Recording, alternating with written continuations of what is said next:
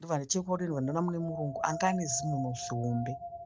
Ndobva ndatanga kubuda mweya. Handizivi kuti mweya wakazodzoka sei mandiri.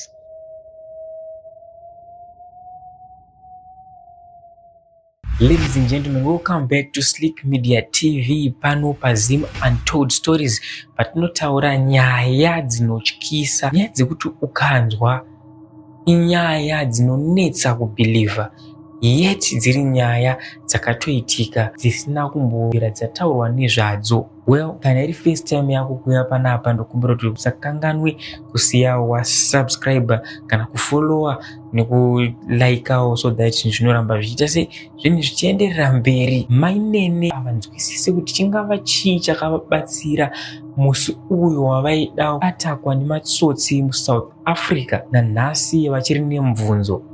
Regai tinyatsonzwa nyaya yavo.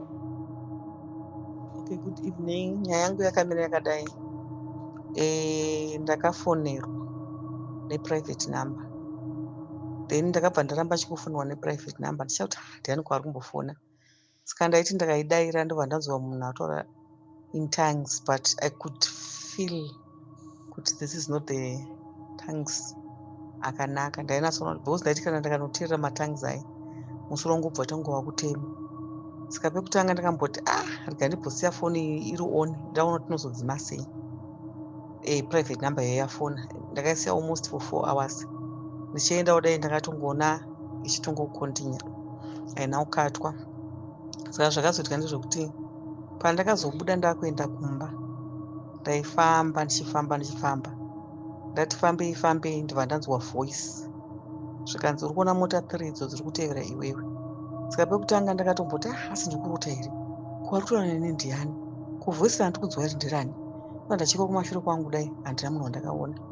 Zvikanzi ndati mota idzo 3 dziri kutevera iwewe. Kana uchifunga kuti tiri kukunyebera, ramba uchifamba kunosvika pane 10 off apa ubva wa10 unoti vachaita sei, vachareacta sei. Saka ndakabva ndaita sekudaro ndaramba ndichifamba ndakutidzira vhoisi riri raitaura mandiri, asi ndaitya, ndaitosheka because ndasati ndakambosangana nechituko chakaita seizvozvo kuti unonzwa munhu akutaura mauri but munhu iye usingamuoni. Saka pandakazonoita sekunge ndiri kuenda ndiri straight nechizonotena, ndakabva ndaona the last car anga ari maBenz 3 ari eblack. The last car ndibva iti pipip kupahuta the second one and the first one anga ari kumberi. Ndobva vapa masaini ekuti atena, ndobva vatena vese. Saka ipapo manje ndakunyatsozviona kuti chokwadi vanhu vari kuita sei, vari kunditevera and I was even shaking. Saka zvakazoitika ndezvekuti imwe yacho mota yaidhaivhwa nemurungu, imwe ichidhaivhwa nemurungu, imwe ichidhaivhwa nemunhu mutema. Saka zvakaitika ndezvekuti pavakazoungana va3 ndakabva ndandiri kure navo asi vachitevera inini. Ndakabva ndaita sekunge ndaiswa maspika munzeve kunzwa zvavaitaura vari kure. Vaitaura vachiti, nekuti iwo ndiwo munhu mutema, chienda izifu ruda uri kumuda, kana angobvuma kuti omupinza mota mako kuti vataenda naye. Hama dzangu nekure kwanga vari nekunzwa vanakaita mavhoisi mandiri vaita ungano vari padhuze neni. Ndakanzwa kudedera kwangu kwatoita wesi. Ndopandakati no, chirega ndifambe ndiende kune nzira inofamba vanhu vakawanda because panguva yandine yakaoma. Saka vakabva vaisa mahazards varungu ava 2 vari mota dzakasiyana. Uyo anga ari mublack ubva ati hai uri sei, ndaramba ndakanyarara. Zvikanzi hausi kuda lift, ndaramba ndakanyarara. Zvikanzi yopinde mota tiende, ndaramba ndakanyarara. Asi ndaitosheka bva ndasingatombozwa kuti ndiri kutya. Ndobva ndafamba ndasvika pane rimwe roboti. Ndasvika pane roboti riye ndobva ndaona vese nemota dzavo tamahazards ekutena vese vari 3 kutena kutoenda.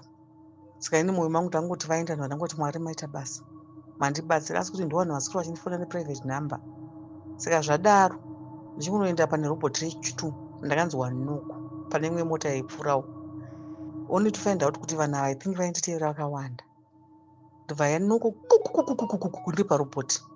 Ndobva ndichekwa kuti ndandona mune murungu anga ane zimunhu zihombe. Ndobva ndatanga kubuda mweya. Handizivi kuti mweya wakazodzoka sei mandiri. Ndobva ndazofamba ndibva ndanosvika kumba. Saka ndogara ndichizvibvunza makore ese kuti vhoisi rakataura mandiri ranga riri vhoisi rani. Akandiudza kuti vanhu vari kuteerera akanga ari ani. Saka zvinondishamisa ende zvakandishamisa kana nanhasi. Ndomumirira akaita nyaya yangu. nyaya yamainene inyaya inotyisa. Kufunga kwenyu chingava chii chakaitika musoro, angava ari ani akavafonera, zvii zvakambonyatsoitika, zvakanolinka papi, phone call nezvakazingi zvaakuitika munzira. Well, kana mune mafungiro amuri kuitawo amunawo, musakanganwe kumanyora mucomment section. Uyezve kana une nyaya yako yaunayo yaunofila kuti this my story was never told, I feel like ndofanira kushare nemhuri yeZimbabwe, usatye kutiridzira runhare pa 0777448050. Until next time, kozvaza.